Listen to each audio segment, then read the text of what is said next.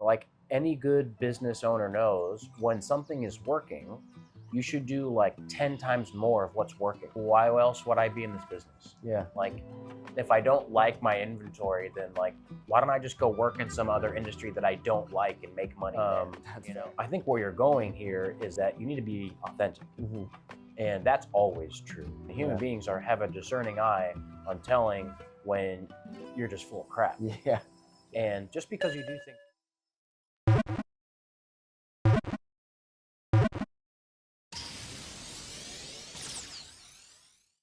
All right. Well, welcome back to another episode of Noki News. We have a very special guest with us here today, Mr. JarchompCollectibles himself. How are you liking Hawaii so far? I'm so blessed to be here. I'd never been before, and you came up to our table, I think, 2 front row Vegases ago, so 6 months at least ago. Yep. And you mentioned you were from Hawaii, and that you'd be at PopCon, and I was wanting to go to the Hawaii PopCon in January now, and didn't have any like hard plans or any tables booked or anything. Didn't even know when they went on sale. And we chatted about it, and you made sure that there was room for me at your booth. And so I'm so glad I could make it down, that we could connect. So glad to be here on the islands, and just living the good life. How's Franny enjoying it? She loves it. Yeah, we spent all day yesterday at the Kualoa Ranch, ATV tour around the mountains, and got shave ice and zip lines and the whole bit. So it's been special. Have you gotten a chance to try any of the local food? Yeah, I mean, there's got to be 1,000 restaurants in Waikiki, but we've had plate lunches. We've had a really good breakfast at Eggs and Things. Oh, okay, yeah. Sheesh. They're really good. They're really good. That was one of my dad's favorite breakfast spots. Yeah. I'm kind of an old soul. I'd love just breakfast food. If I could have every meal, I'd be down for that. Okay. And then I mean, shrimp and the first place we went to, actually right when we landed, was a place called, I think, High Shack. Okay. And I ordered something, but they didn't bring me what I ordered, but they brought me something that was good. Okay. It was this like fried rice served in a pineapple, covered in a flank steak, and I was like, sure, I'll eat that. So I've never heard of that before. That's cool. That's cool. It was really good. Maybe we got to put that on our to-go list, huh? It was good. To be completely frank, we've only done a few episodes in our podcast, so we're still in our infancy. Yeah. Definitely not quite on your level yet in terms of the podcasting, but we're trying to get there. We're just chatting. One thing we really wanted to do this year was bring on bigger fish like yourself and people who really understand the industry and kind of just pick their brains a little bit, learn as much as we can, but also just try to share as much information with new vendors and new people coming into the industry as possible. Cool. Coming from Hawaii, obviously, like the industry here has been progressing. It's progressed a lot more in the last year or so. But before that, it was pretty bare bones for the most part. Yeah. So like there's a lot of new vendors. Obviously, there's been a lot of new vendors that have joined the industry in the last year or so. And so trying to just give as much insight as we can. We are still learning ourselves, and so we never really wanted to do that kind of content of like, here's what to do, because we don't, we're still trying to figure some stuff out ourselves. Totally understand that. So bringing other people on who we admire, like yourself, and asking them questions is something we really want to do. So we very much appreciate you coming on. Hey, we're just blessed to be here. You guys are doing it right and building a community, and I want to support that. So glad to be here. Let's go. All right, well, let's get into it. With there being a lot of new vendors coming into the space, there's a lot of misconceptions, I think, that happen with this industry. A lot of people see the good, and a lot of people also see the bad. But to you, what's the biggest misconception that people have about flipping Pokemon or trading cards for a living? I think that, an easy answer here is that it's easy money, especially when the market is hot like it was for the last 10 months or so.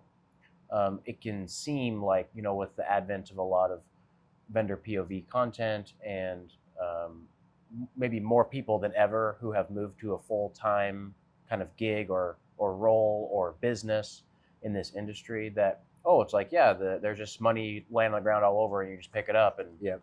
but the truth is that whenever there's an opportunity, and yes, the industry is growing, and so there's more businesses maybe than in the past, but that also means that there's a lot more competition. Yep. And it's not just that there's growth and so there's more businesses. There's growth so that there's a number of available spots, Mm-hmm.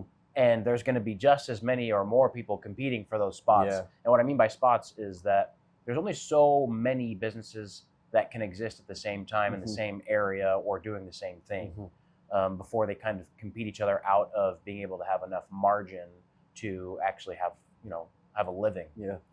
And so I would say that there's a misconception that just because you see big transactions happening that everyone's becoming a millionaire. Not quite the case. Yep. Many people are doing very well, and maybe it's more public than it's ever been because there's such a huge kind of social media piece around this industry now. But anyone who has made life-changing amount of money or has had life-changing growth in this industry in the last 12 months knows that they did that partly because there was a boom, but also partly because they decided to work more hours than they've ever worked in their life. Yeah. And this, and your team knows this, that if you're trying to carve out sustainable living here, you're probably either working way more than 40 hours a week, or you're working 40 hours a week on this and you're doing something else that's supporting you before you can make the transition, before it's kind of proven itself. Yeah. And that's hard work. Yeah, it definitely is. It definitely is. We were kind of talking a little bit before this about how the travel itself can be quite taxing. Yeah. Earlier last year, I was telling you about how when I was having to travel to all the different Collecticons like you do, that was really taxing on me because of having to come back to Hawaii. Yeah, that's unbelievable. But you travel way more than we do, so maybe not quite as far. That's fair, but you do travel a lot more often. Sure. So what are some ways that you have found to make doing that more sustainable for you and for your family? Traveling's expensive, and there's a good amount of content out there talking about how if you're not careful, then your travel expenses can eat away any profit margin that you might have had in this business. And so you have to be judicious with where you're staying and what you're eating and how you're spending your time. So we try to treat as many of these trips as possible as just pure business trips. And that means staying somewhere economical. It means eating not the finest steak you've ever had in every single city that you've gone to. And if you can do that, and then you also have to have all your ducks in a row from an accounting standpoint, and make sure that you're forming your business in a way where you can write off your business expenses. And I'd say that's the way to make it sustainable from a business standpoint. But like physically and emotionally and with your relationships, it's always going to be tough.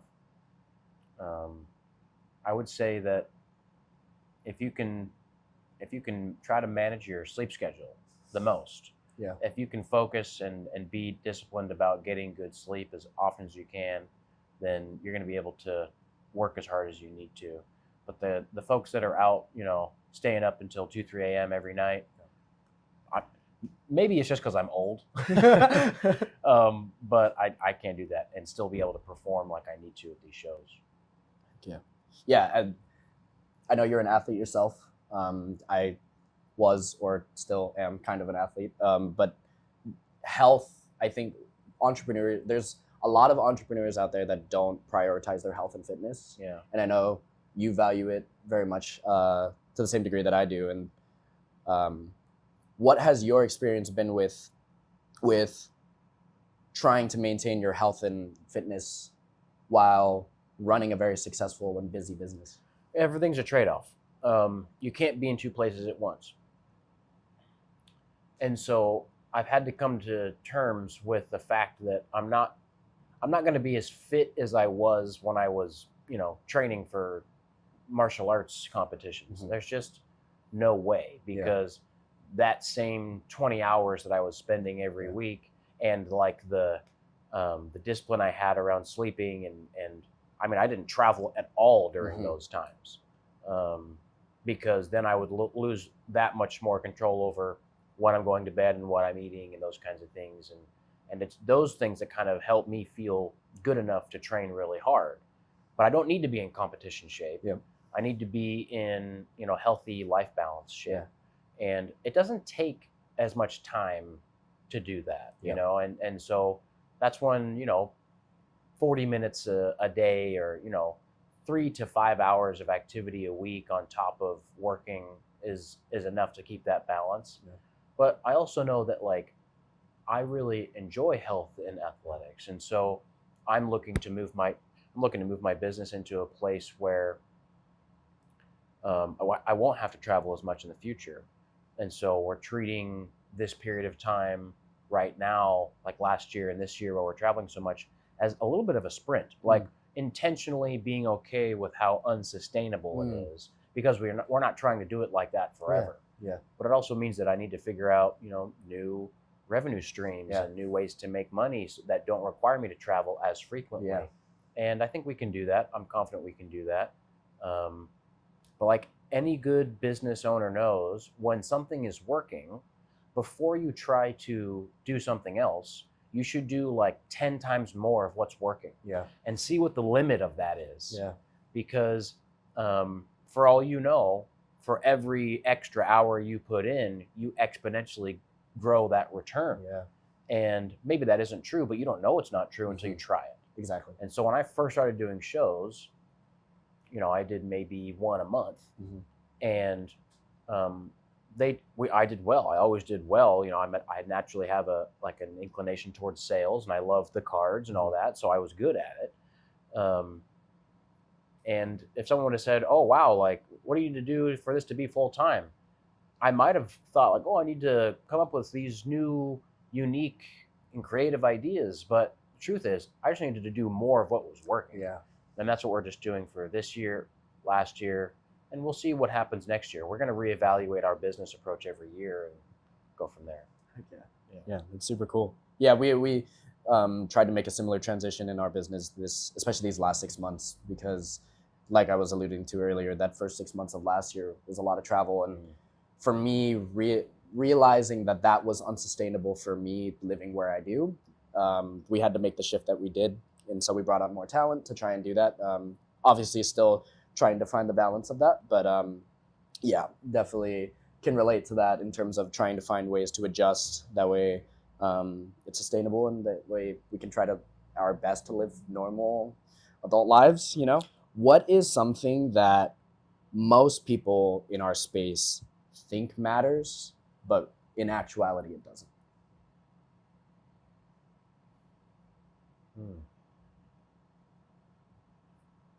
What are something people think matters but doesn't actually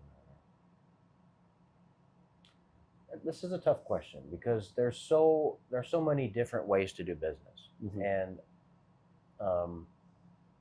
I'm not going to sit here and say that like someone else's approach is wrong just because I don't use it.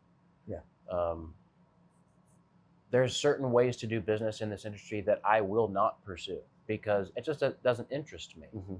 But that doesn't make it wrong, because it might interest someone else, and they might have, skills or connections or whatever that make it possible. So I guess I would say I don't want to, the quote is, I don't want to yuck anyone's yum. If people want to like buy bulk cards and sell them on TCG Player, there's people who do that at a really high level. And they're good at it, and they sell thousands and thousands of cards every year. I'm not quite interested in that, and so I'm not going to pursue that. But that doesn't make it wrong. But I guess I will say one thing. There are some people, and not everyone's of this mind, but there are some people that think that like, okay, I'm seeing on social media vendors and creators and sellers and whatever have a lot of success, and it must be because they have a social media presence. But there are a lot of people who are extremely successful and fly under the radar in a big way, you know, and they don't have any interest in creating content, you know, and sharing kind of what they're doing. They're more interested in the connections and the big deals and that kind of stuff. And yeah, they do really well. Yeah. I personally think that they might be missing out because their social media is like the most. It's like a cheat code in a lot of ways. You know, it's like you're pouring gasoline on a fire. Yeah. It's marketing that you get paid to do, you know, which is so unique. Most companies are dumping money into their marketing department, but if you have a social media presence, like you are being paid from AdSense and sponsorships and affiliates, if you can set up those networks and stuff to make content that is inherently self-promotion. And so you're kind of double dipping in that way. Yeah. But you don't have to do it like that. And I would just say maybe for those who are really disinterested in being in front of a camera, you don't have to make content. Now, you also don't have to make content that is your face in front of a camera. Yeah. You know, there's a lot of ways that you could make content that promotes you as someone who has, you know, a valid opinion and you're trusted and reliable, but you don't necessarily have to be a talking head at a camera if that's not really your thing. Yeah. And I've talked to some people about, you know, what do they see as their competitive advantage in this industry, and make content about that, and not necessarily, you know, just talking to the camera and trying to come off as an authority. Yeah, that's so interesting because you see a lot of, I guess, for lack of a better term, copycats nowadays that copy the style of content that, you know, you put out, or that like Dylan and Bulbasaur puts out, or that like Dawson Flipping Cardboard puts out. A lot of these vendor POV videos and podcasts, you know, we do podcasts and vendor POVs as well, but you see a lot of the exact same format. Sure. And so, like, speaking about competitive advantages, if someone were to try and copy your style of content, why would they specifically not succeed in the way that you have? Oh, they might. They might succeed. You think so? Yeah, there's tons of businesses out there that, you know, copy other businesses to great success. They would always fail at being me because I'm the only one who is me. Yeah. But they could do things that are like me, that are, you know, that feel true to them. Like, you could very easily look at me and say, well, because Pack Battle and Bulbasaur and some other folks were making videos that were posted before my videos were posted, that I'm a copycat. You can call me whatever you want. Yeah. But like, that's like saying that, you know, any guy you know playing baseball is a Babe Ruth copycat. That's right. Yeah. It's like, you can play the same game, but in your own way. Yeah. Because we're all doing that to some degree. Everyone has a finite amount of time and resources and availability and skills, and we're all just trying to kind of carve our way through it. Yeah. And so in a lot of businesses don't make decisions unless they have examples in their industry of other businesses doing that thing to success. Yeah. In fact, they are not willing to take a risk outside of the norm. And sometimes that's the right thing to do because the norm is proven to be successful. But I think where you're going here is that you need to be authentic. And that's always true because the internet is full of human beings, and human beings have a discerning eye on telling when you're just full of crap. Yeah. And just because you do things that are maybe similar to me, that doesn't make you full of crap. It just, you know, if it speaks to you and how you like to do things, like if you like to sell cards and you have an interest in collecting them yourself and you're interested in card shows generally, you will probably end up making content that is similar to the content that I have made or you have made or anyone else. But you're also going to have things about you that are not like me. Yeah. You're going to have interests, you're going to have a background, you're going to have parents and siblings and experiences and whatever, other people that influence you that I simply don't. And so, but there's going to be thousands of people out there that are going to see more similarity to you than me. And so they'll follow you more than they'll follow me because they vibe with you more.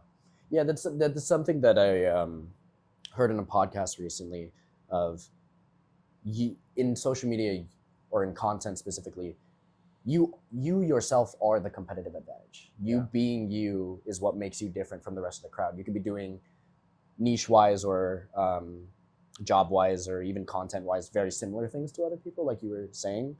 But yeah, I very much agree with that. That I think making the content about who you are and who the people in your business are, I think is something that we try to prioritize. And I think that as a watcher of content, I'd love to see everyone doing. Yeah. You know, you see when I say copycats, I definitely would mean I'm definitely talking about the specific people that aren't really showing who they are, and they're kind of just letting the cards and the deals show themselves. Sure. And leading with that.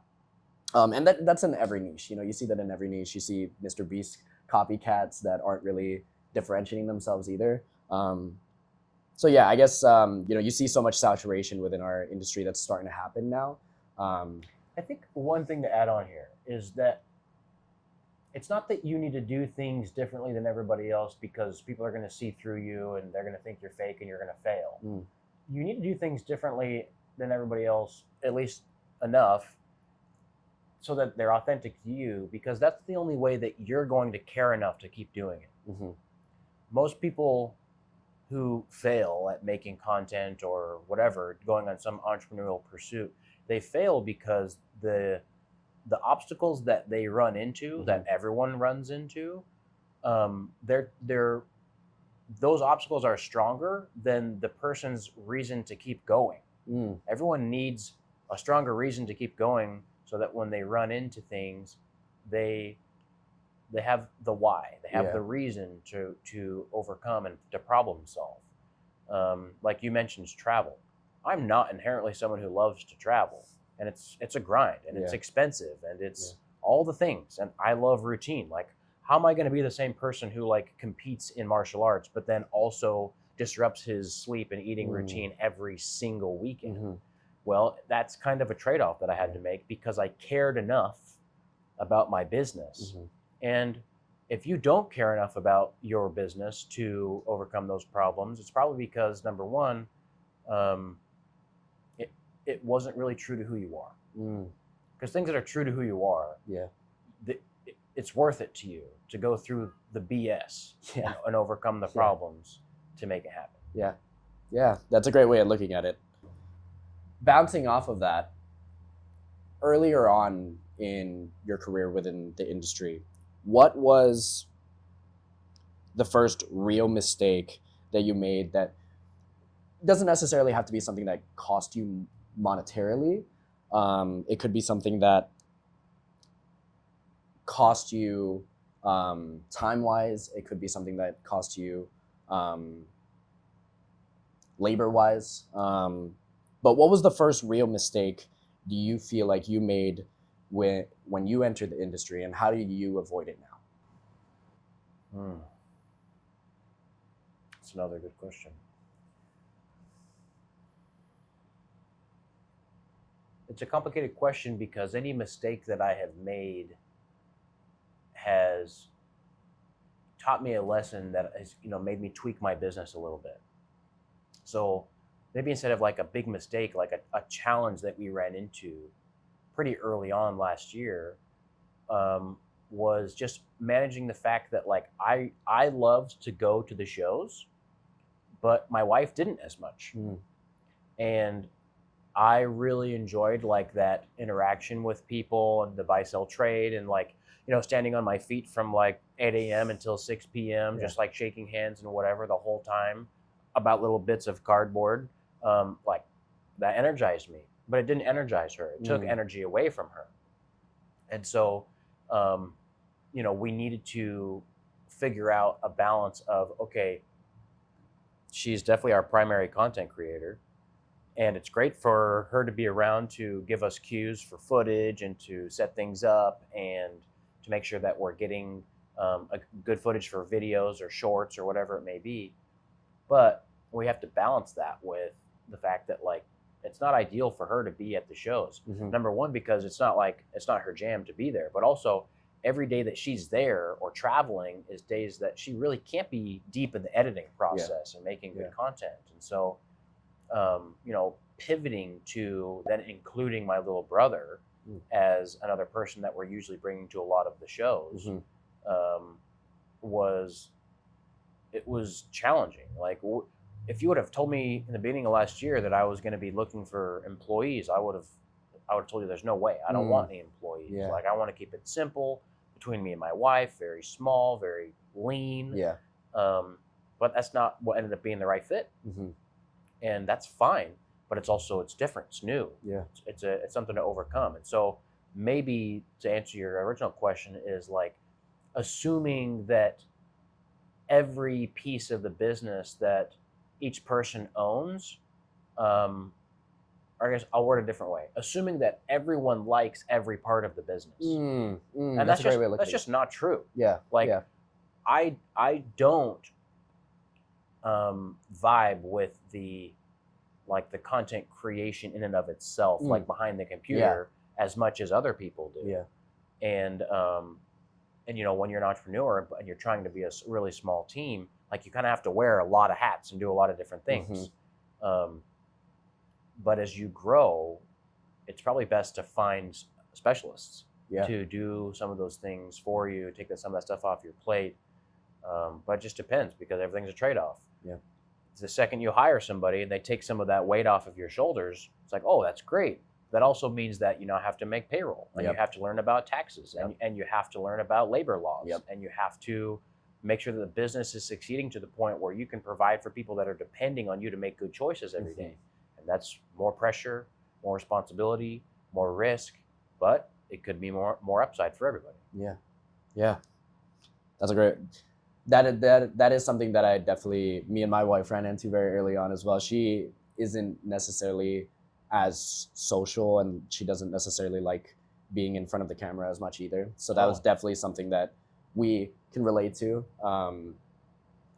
Being in a long-term committed relationship and being in this industry is something you have to balance, right? It's something where you have to figure out what works for you and what doesn't work for your partner, and what works for them, and how to find that balance. So I think about so many of the guys that are vending and traveling, like they're just solo. They're bachelor life.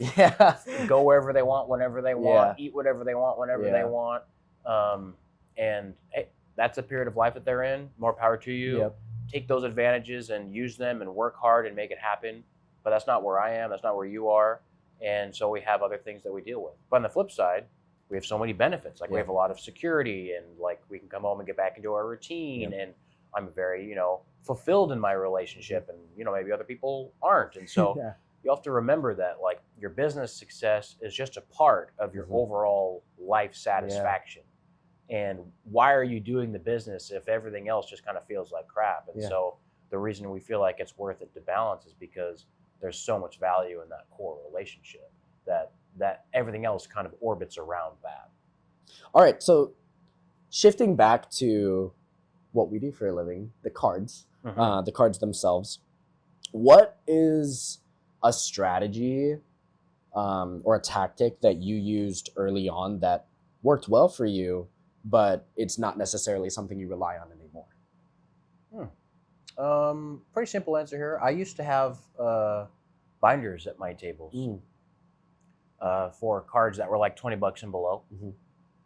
And it was great because it meant that like no matter what kind of collector you were, you could find something at my table from $1 all the way up to 10,000 or higher or whatever. Like I could have something that a collector of any price point would be interested in. But I moved away from binders for a lot of reasons. The two main ones being for security. There's just too many opportunists looking to steal from people these days. And unfortunately, when that happens and like there's a gap of trust between buyers and sellers, the sellers have to take they have to take more precautions. And that impacts everyone, unfortunately, right? Like the think about all the people whose shops have gotten broken into, and they now have to take like really defensive measures and can't be as trusting and can't be as open, and that sucks for them because there's expense, and it sucks for the buyers because there's less freedom and less access. But that's just where things are right now. So that's one reason. Another reason is just efficiency of time. When I'm at these shows, the more that we've kind of traveled and done these shows out of state, the more we realize just how expensive it is and just how much every minute at the show matters. Every one of my minutes matters.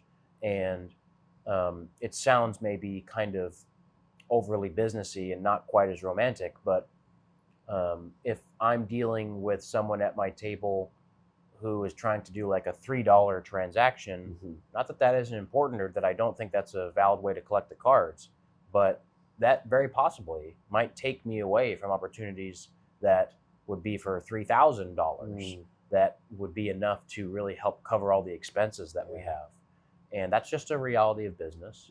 And so we're not, nixing all low value cards. We still have a lot of cool ways to get those from us, and usually it's through the stream. But just at the shows, we've moved away from binders. Okay.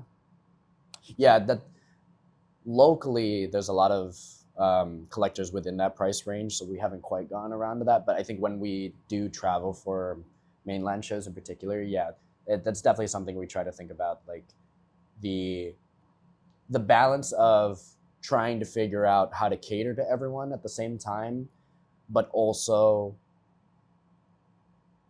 to your point, be as efficient with the time that you're there as possible. And like you were talking about, like having someone there also helps with that. Right? So speaking of when you are dealing with specific deals and when people bring stuff to your table, when you decide to buy something today or tomorrow, whether it's slabs, sealed, or raw, what is your mental checklist before you commit the actual liquid or cash? And how has that checklist changed compared to, say, when you first started? The checklist is different for different items. Like, I'm going to think about different things if it's a sealed item versus a single versus a slab.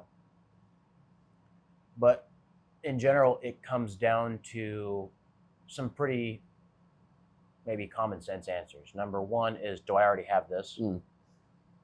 Because if I already have it, then I need to think long and hard about, is it worth reducing diversity of items and potentially casting a wider net to the number of people who would want to buy from me, because a certain item is just so dang liquid that it's worth it. And that happens sometimes. Like I've mentioned in other podcasts, certain cards that it's like, I'm probably always going to buy this card. Like, if you bring me a near mint stained glass birds, I will buy it in almost any quantity. Like, because I know it will sell. Somebody wants that card. But for singles, like I need to consider condition, because condition affects liquidity. And I need to consider whether I have it, like I mentioned. And I do need to consider price point, and not just because like of available funds. That is something I consider, of course.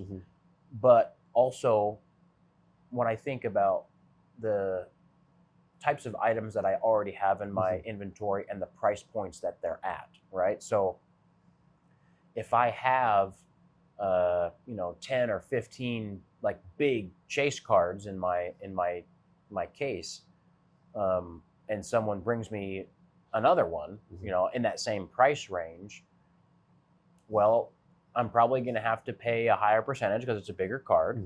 Would I rather use that money for that so that I can just kind of continue to have more of that inventory size? Or would I maybe take that same $1,000-$2,000 or whatever it is and buy, vintage singles to replenish that? So I'm thinking about inventory balance across different sectors as well. Cool. Yeah, you definitely see a lot of you differentiate from a lot of the successful vendors, I'd say, um, around that Collecticon and the big show market. You differentiate in the sense that you have a lot more variety than a lot of these other guys. So that I can only assume that can be hard to manage at times. But at the same time, I'd also assume that you've gotten a lot more efficient at that as time has gone on. Yeah, every different sector of the inventory has its own system, but also like, and admittedly, it's not as scientific as maybe some of these guys are.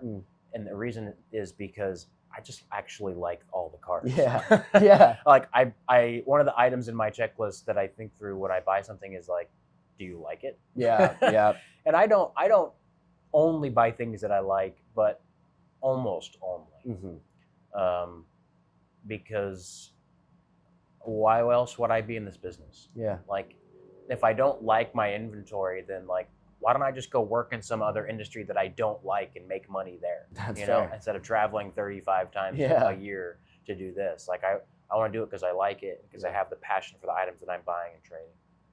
To kind of peel back the layers a little bit, and kind of give some insight to people who are trying to build a long-lasting business, or maybe are just trying to get into vending. This question, I guess, applies to mainly the people who are trying to establish a business that they can take an income out of. If you stripped away your reputation, network, and current inventory, and had to rebuild from scratch today, and had to build something that was sustainable for the next, let's say 5 to 10 years, what specific niche or strategy would you choose? And I know we can't quite predict where the market's going to be in the next 5 to 10 years, but using your base knowledge of where you are now, if you had to strip all of the things that you have away, all the resources that you have right now away, and start all over, what niche or strategy would you choose? And just as important, what would you intentionally avoid? I might sound like a broken record here, but I don't think I would approach getting into the business any different than I did. Awesome. I'm not that I, couldn't have done some things better, but like the general approach has always been, well, I guess in the beginning, it's good to tell people, I vended my first show with cards out of my personal collection, and I bought all of those cards with money that I earned at my tech job, and I had those cards because I liked them, and I went to the show to sell them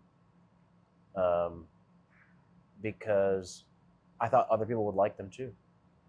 And I didn't need all of them at that time, and I was interested in, seeing what other people would walk up to my table with and trade things in that I liked, and hopefully do some deals that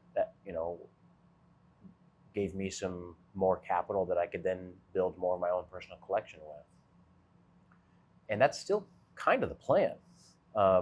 Like, I took out thousands and thousands of dollars worth of value out of my inventory over the course of last year and put it into personal collection things like E-series binders and certain slabs and cool vintage sealed items and stuff like that I really like.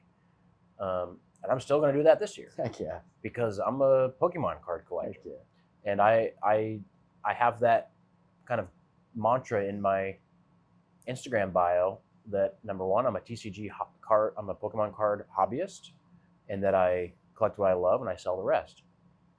And that's how I would do it again. I don't think there's like any sort of specific formula that I would say like, oh, I would dive into this era and I would grade these cards because they have the right margin, and then I'd flip them and I'd sell them to a repacker because that's the best way to get my money and churn and burn. It's like, no, dude, like if I wanted to be so formulaic about it, like, again, I would go work in a different industry. That is such a simple but effective way of looking at it. I've never thought about it that way. Yeah, I don't like stay up at night and think about like what's the right play to make in general with all the cards. Like I definitely often think about like, oh, I have this item and like I wonder how I should price it, and do I really want, I have this in my PC, then should I sell it? Like for example, I brought to this show the sealed Mario and Luigi Poncho boxes. wow. And I bought those a little while back, and I got them for what I thought was a good deal.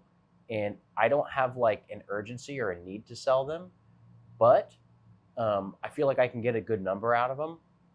And I think that this is a market where people might like that kind of thing. And I don't like have a really close connection to Japanese promos, and so I'm okay moving on if the number is right. And so that's about as like formulaic as you're gonna get it from me, because I really honestly, and this is probably sometimes to my detriment. Like there's definitely guys who are like thinking about this more deeply and trying to like squeeze every dollar out and pivot their inventory from one niche to another because that's what's on the rise. And like I don't care about that. Like I'm so much more interested in buying and selling and collecting cards that I like. That is honestly so cool. Well, maybe. Well, no, genuinely, because like I think like you know this, like you see so many guys that are very formulaic about it. And self-admittedly, I can be like that too sometimes. Sure. But you're different in the sense that you lead with your enjoyment. You know, that's how the sales become passionate. Like, how am I going to be myself at the table if I'm selling stuff that I don't care about? You know, like if I have a whole case full of cards that like I'm psyched on, then when someone says like, "Ooh, that's a cool card," I'm gonna be like, "Bro, let me tell you." yeah. You know what I'm saying? And that makes the experience with them so much more enjoyable. It makes them. It turns the experience fun for me. Yeah. It turns them into a possible or most likely a repeat buyer, and you know, it's. I think it's better for the community. You know, it makes the content come alive, and that's what it's all about. Buy cards you enjoy. Buy cards you enjoy. Collect what you love and all that. When did you specifically start in this industry? My first ever card show was August, like late August of 2023. So you've been in it for a little over a year now? 2023. A little over 2 years now. That's right. Okay. So with that being said, you've technically lived through a couple different cycles within the Pokemon market, right? Sure. There was last year's boom. There was obviously a little bit of cool down after that. And right now, I don't think I would be fully wrong in saying that it has become a slightly more selective market. I think collectors are being a little more selective of where they're putting their money, as opposed to maybe this time or maybe February, March, April last year, people were kind of just buying. Last year it was kind of like you couldn't lose. Yeah. So you could really buy anything, and you had a chance that it would like really perform well in a short period of time. But yeah, I agree. I think people are being a bit more selective right now. Yeah. So with that knowledge, what are the exact behaviors that you see from successful sellers that maybe new sellers consistently get wrong during uncertain markets? Successful sellers make the right choices during good markets so that they're protected in down markets, right? And so like being a successful seller isn't just about selling items, it's about managing your business and your finances in a way so that when the rainy weather comes, like you have enough in the barn to get you to the good times, you know? And so I think that last year, a lot of people made enough money for them to be okay for now. But like, if things really trended down this year, then you would see a lot of people exit. Yeah. But I don't see that coming either. And so it's the kind of thing where, yes, there has been a bit of a cool off for the last couple of months in the value of items and maybe comparative liquidity, but it's still really strong market. And I priced probably 80 or so slabs before I got here today, and most of them are trending back up. Nice. And so I've also kind of, I guess, anecdotally heard from a few friends in other parts of the country that shows in January already have been quite busy. Oh wow. And so I'm expecting and hoping that this show and, going throughout for the next, couple of months is going to be a really strong market. Yeah. You hear different arguments about what quarters of the year Yeah. are stronger in our market, but I almost feel like it changes every year. Yeah. Q4 is usually generally pretty, like holiday season, people tend to kind of go back home and spend Yeah. time there. But Yeah. Q1 to Q3, it's so hard to kind of predict when in that period of time things are going to go well or when they won't. So to your point, yeah, I think that is a great piece of insight to when things are going well, to maybe not necessarily stockpile, but keep in mind accounting wise that, hey, maybe I need to take some of this and save it for rainy weather. Maybe I take this specific card and I don't sell it now and I sell it 3 or 4 months from now when I really need to. Yep. Yep. So that's, like, for me personally, some of the specific strategies put you guys on some game. When things are really good, like they were last year, I didn't sell any sealed product at shows. I guess not any. There are a handful of times I had like some vintage packs at my table, but like having like a shelf full of sealed booster boxes and ETBs, I didn't do that last year.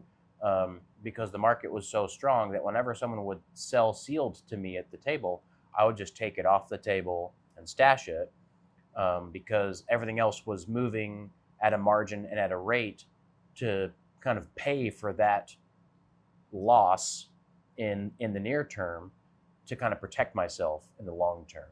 So sealed boxes like that I took off the table, and also sealed promos. So any sealed promos that got traded into my table, I took those off the table as well. So I just picked a couple of sectors that I felt were stable, desirable, and that I could store easily, and kind of built up a little bit of a war chest just in case. Were there any speculative plays on slabs that you made? No, and any slabs that I've kept for the long term are just I kept because I like them. Okay, that's cool. Final question to you isn't necessarily about the industry itself, but something that I know that over the course of our conversation and through the conversations that we have had, mindset seems to be very important to you, and it's something that we take very seriously as well.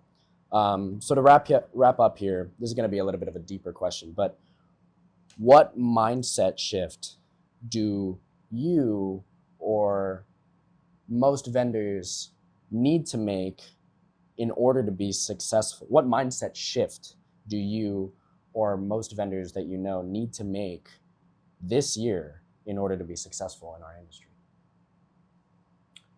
The best way to get wealthy and successful is to get old. The way that you succeed in business is that you stay in business for a long time. Yeah.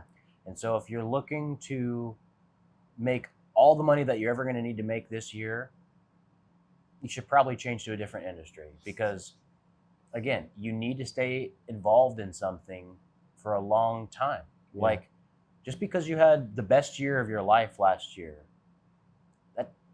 that doesn't mean anything for the version of you 60 years from now if you don't keep it up. Yeah. So you need to keep stockpiling wins. You need to keep learning new lessons, gaining new skills. And one of my favorite entrepreneurial kind of mindset creators and very successful businessman is Alex Hormozi. I love Alex Hormozi. And one of the things that he says frequently is one of the best ways to stay poor is to keep trying new things and not double down and get really good at a handful of things. Is kind of what he's getting at. And some of that comes down to a little bit of kind of the modern mentality of our short-term kind of gratification need, and the need for like new dopamine and novelty all the time. Yeah. But like, to be honest, like, again, some of the best ways that you get good at something or you become an authority in a certain sector or industry is that you're just an old head. You've been there for a while. Yeah. And think about the thing about the Pokemon card hobby is that things are valuable and expensive, but it's also compared to other things in the world that are valuable and expensive, it's a shorter and less proven track record. Yeah. And so the people that get involved, a lot of times they churn and they move out because things change or dip, or they, they need to move their money into other areas of their life. And that's not bad, but that's just true. And so just because, I've been making content and had a vending table for a couple of years, people look at me like I'm some like OG. I'm not. Like, I've been doing it for a handful of years. I still have vivid memories of like what it was like working at my full-time corporate job. Like, I could probably go back there today and not have missed a step. Yeah. That's how short of a time I've been a Pokemon vendor. And so this year, if you're serious about this, you need to continue to do the things this year that will make your business successful 10 years from now. Because the version of you that compiles 10 straight years of years just like last year, that's a real like successful business. And the guys that are in our business right now, the guys and gals that are in our business right now that are like you view them as way beyond you, it's only because they've been doing it for 5 years longer or 8 years longer. Or maybe the really old ones have been doing it 10 years longer than you. And if you can continue to refine and work hard and make good decisions for, call it 10 straight years in this business, then maybe you'll be somewhere like legit. But as of right now, like just because you had a good year, like what's Kobe say after the second win in the finals? Job's not done. Job ain't finished. Job's not done. Well, honestly, been one of the most insightful conversations I think I've ever had. Sure. I appreciate you. My pleasure. So much for your time. Let them know where you're going to be. Give yourself a promo. Obviously, you don't need to. We're getting a promo from you just being here. But let the people know where you're going to be. Yeah, so we're going to be at shows all over the country and different parts of the world this year. So Hawaii this weekend for PopCon, we're really grateful and excited to be here. But then we've got Front Row San Diego and Pasadena coming up here early part of the year. We are signed up for every single Collecticon this year. Hopefully we'll get to make almost all of those.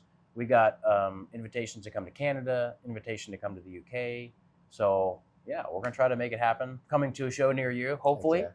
And other than that, we stream every Tuesday on our YouTube. And so come see us there and pop in the chat and mess with us. That'd be fun. And obviously YouTube at JarchompCollectibles. Well, let us know in the comments whether this was Noki news or whether it was Noki nonsense. We'll see you in the next one. Shoots!